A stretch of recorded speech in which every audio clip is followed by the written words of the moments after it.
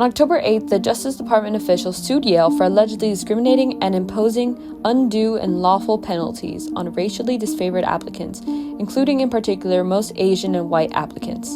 The DOJ started their investigation in 2018. In an August 14th email, President Peter Salovey was quick to call their investigation meritless and hasty, as he alleges that the DOJ concluded the investigation before reviewing and receiving all the information it has requested.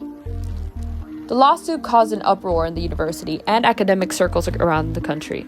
The news sources campus opinions and what key student leaders think of the lawsuit and affirmative action at large. The lawsuit has enormous implications as it could dictate the future of affirmative action at Yale, if not the whole country. The Yale admissions process remains elusive, but the office uses a special procedure called the holistic admissions process, which takes into account multiple factors including a student's standardized test scores, academic rigor, extracurricular activities, race, and socioeconomic status. Though race is taken into account, Yale states that it is one of many factors that leads to a student admission. Yale states that it complies with all affirmative action rulings made by the Supreme Court thus far. It is worthwhile to review these rulings and see if Yale abides by these. In Regents of the University of California versus Bate case, the court decided that universities may consider an applicant's race as one of the many factors in admissions, and may not impose quotas or set aside specific number of places for minorities. In Gooder versus Bollinger and Gratz versus Bollinger, the court upheld the University of Michigan Law School program that considered the race of an applicant among many factors.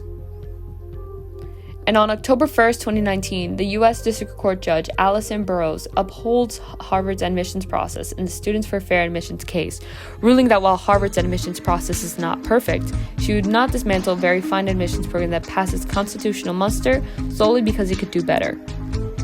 In keeping with these rulings, Yale holistic process is constitutional. Ryan Liu, an Asian American student from Yale Law School, said that the DOJ is not looking at the right problems. In his opinion editorial for NBC News, Liu speaks on the model minority myth and says that most low-income Asian American students actually go through community colleges, yet these institutions do not receive enough funding. Liu states that Edward Blum, the founder of Students for Fair Admissions, was looking for an Asian plaintiff because the white plaintiff did not work. Ryan, a Cambodian American, also cites the lack of acknowledgement for the nuances of the Asian American community as an issue.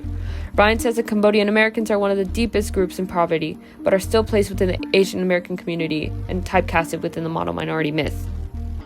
So I actually came to Yale College as a transfer student from a community college. I'm a low-income student. My parents never went to college. They were immigrants and refugees from the Cambodian genocide. And this is kind of, I think, when I read people who kind of paint the Asian American community in broad strokes, I think that's sort of the issue. People say that it's a model minority, there's such high rates of going to college and being high income, and that's false, because if you disaggregate the data, there's a lot of subgroups among this broad title of Asian Americans, like Cambodian Americans or Laotian Americans, who actually have higher poverty rates than the average U.S. poverty rate. Less of them go to college than the average of Americans go to college. So I think this is the issue, that when you try and just paint broad strokes, you forget all the differences. And if we really want to increase access to education, you got to look at both the four-year schools, but also community colleges, where a lot of students go. Yale student leaders are largely in agreement with the administration's actions so far. These student leaders also reflect on what this lawsuit means for affirmative action at large and what role affirmative action should play in Yale's admissions process. Universities can and should prioritize diversity and evaluate applicants holistically. Our identity is inextricably tied to who we are. It's about the challenges we faced, it's about the expectations we are held to, and to ignore it isn't just immoral, it's nonsensical. If Yale were forced to ignore race and in fact take steps to remove the signalings of race within applications, it would probably result in a lower population of Black, Indigenous, and Latino students, simply because we get fewer of their applications. Those populations specifically are under-resourced and marginalized at all levels of society, and specifically in high school education. I believe people are applying to Yale as a full individual.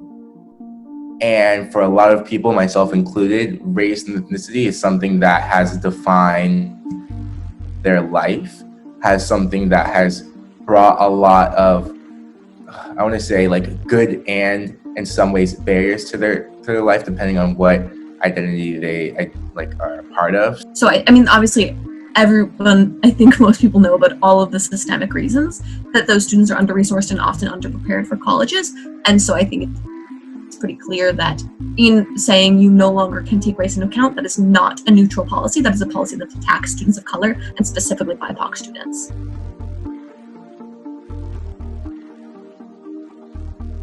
For my sake, for example, like being a Black person in America, I was a part of a very vibrant, very amazing culture with a very strong, resilient history, but at the same time, like facing structural and social barriers to a lot of the things I wanted to pursue. It really is important for me telling my story to the admissions officer to include those parts of my life. So I think that it should be included in as much as a student feels that their identity is a part of their story and who they are as an applicant to Yale University. All of the factors that led to me being able to attend a place like Yale, for example, like the advantage of my parents having gone to college, the advantage of like having books in the home, the advantage of my parents having like leisure time to help me with my schoolwork, all of these things are like divided along racial lines, and they led directly to my ability to succeed in high school and thus my ability to like successfully apply to a place like Yale. And so I would say, as with everyone, my experience getting admitted to Yale is racially charged, or maybe that's not the right word, but like coded along racial lines. Like a lot of the privileges that led to me being able to apply to Yale and get granted admission, a lot of the privileges that led to me being able to succeed on a lot of conventional metrics of like mainstream white society.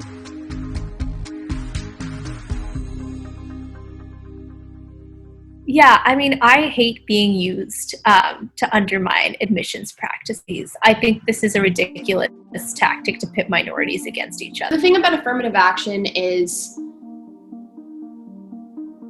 like, I think people exaggerate the impact of affirmative action. I think, like, a lot of Yale's admissions policies is based on its own institutional priorities rather than what's legally important. However, I think that the institutional priorities of trying to have a diverse student body is exceptionally important and almost more important than Yale prioritized it to be, especially as an institution that was only white men for hundreds of years. You know, there's so much work to be done to kind of rectify that injustice. In terms of the actual data, disaggregating is going to be really important. So actually including a checkbox that says I'm from Southeast Asia or XYZ country, because it really is important to disaggregate between racial and ethnic